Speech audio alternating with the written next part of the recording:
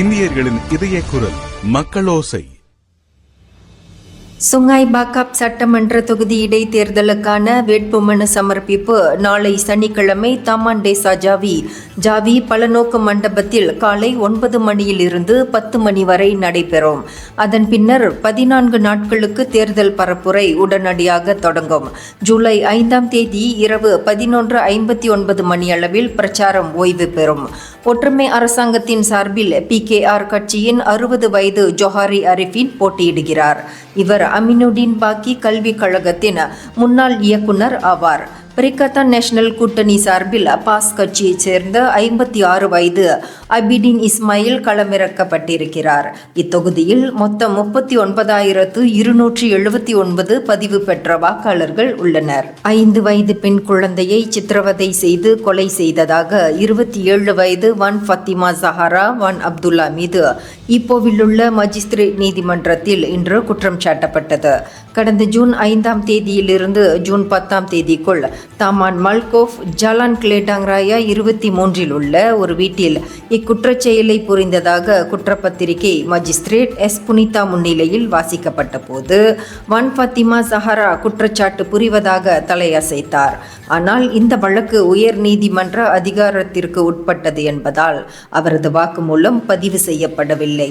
5 வயது இமான் அடேலியா யுசுலா என்ற அந்த சிறுமி கடுமையான சித்திரவதைக்கு உட்பட்டிருந்ததாக நம்பப்படுகிறது.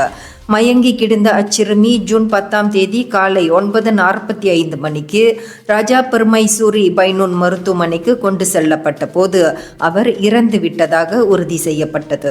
வெளிநாட்டினர் இங்குள்ள பெட்ரோல் நிலையங்களில் ரோன் 95 பெட்ரோலை நிரப்புவதை காணும் பொதுமக்கள் உடனடியாக பெட்ரோல் நிலைய காசாளர்களிடம் தகவல் தெரிவிக்க வேண்டும் என்று மலேசியா பெட்ரோலியம் விற்பனையாளர் சங்கம் கேட்டுக்கொண்டது.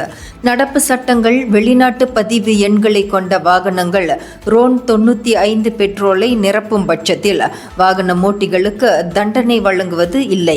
இதன் காரணமாக வெளிநாட்டவர்கள் தொடர்ந்து துணிச்சலுடன் பெட்ரோலை நிரப்பிச் செல்கின்றனர். தண்டிப்பதற்கு முறையான சட்டம் இல்லாததால் இவர்களை கண்காணித்து தடுப்பதில் சிரமங்கள் உள்ளதையும் அரசாங்கம் சுட்டிக்காட்டியது. சுங்காய் பாக்காப் சட்டமன்ற தொகுதி இடைத்தேர்தலில் மூடா கட்சி போட்டியிடாது என்று அறிவிக்கப்பட்டிருக்கிறது.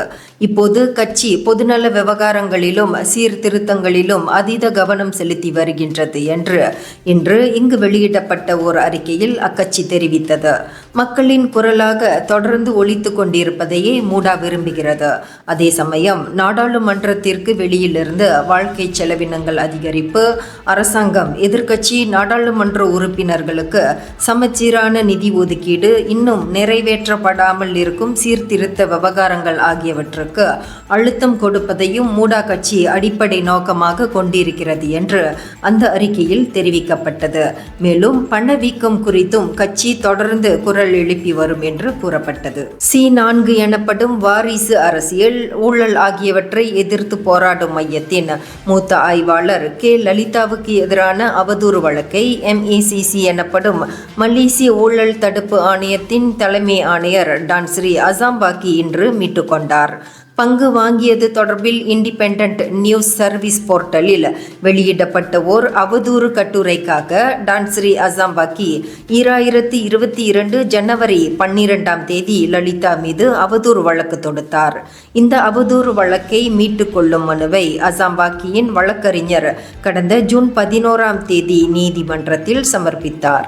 ஒரு முட்டைக்கு 3 காசு குறைப்பு என்பது பயணீட்டாளர்களின் இயல்பு வாழ்க்கையில் ஆக்கப்பூர்வமான தாக்கத்தை ஏற்படுத்தவில்லை என்று பயணீட்டாளர்கள் பரவலாக கூறி வருகின்றனர். மற்ற அத்தியாவசிய உணவுப் பொருட்கள் மீதான விலை குறைப்பு அமல்படுத்தப்படாத வரையில் முட்டைக்கான விலை குறைப்பு எதிர்பார்த்த பலனை தராது என்று பயணீட்டாளர்கள் கூறி வருகின்றனர். அரிசி, காய்கறிகள் போன்றவை மக்களின் அன்றாட தேவைக்கான அத்தியாவசிய பொருட்களாக இருக்கின்றன. இவற்றின் விலைகள் இன்னமும் கட்டுக்கடங்காத நிலையில்தான் உள்ளன. பயணீட்டாளர்களின் நிதி சுமை இன்னமும் குறைந்த பாடில்லை. அதே சமயத்தில் கடந்த ஜூன் 17ஆம் தேதியிலிருந்து ABC ரக முட்டைகளின் விலை ஒவ்வொன்றுக்கும் 3 காசு குறையும் என்று பிரதமர் டத்துஸ்ரீ அன்வார் இப்ராஹிம் அறிவித்த போதிலும் பெரும்பாலான கடைகளில் விலை குறைப்பு ஏதும் செய்யப்படாமலேயே விற்கப்படுவதை பயணீட்டாளர்கள் சுட்டிக்காட்டினர்.